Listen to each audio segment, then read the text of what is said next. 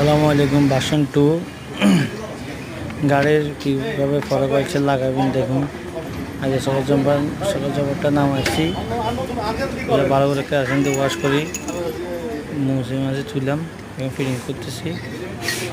দেখুন কীভাবে করতে হয়।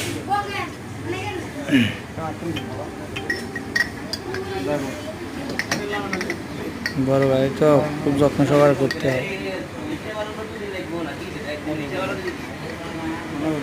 এই যে কি নাটটা যাতে স্লিপ না হয়,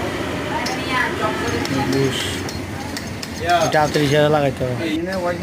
দেখুন অয়েল সেলটা বইলাম, এই যে অয়েল সেলটা বইলাম, এর উপর একটা লক আছে, লকটা বইয়ে দিতেছি। হ্যাঁ, তারপরে এটা উপরে কভারটা লাগাইতেছি,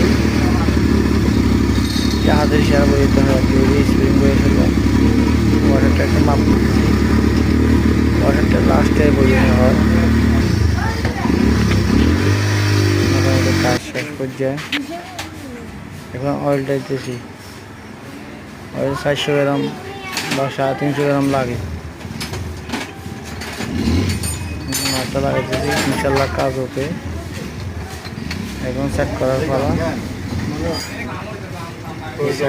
মাশাআল্লাহ ওকে। ইনশাল্লাহ উঠাই ফেলতেছি, আপনার পরে গাড়ি চলবে ইনশাল্লাহ।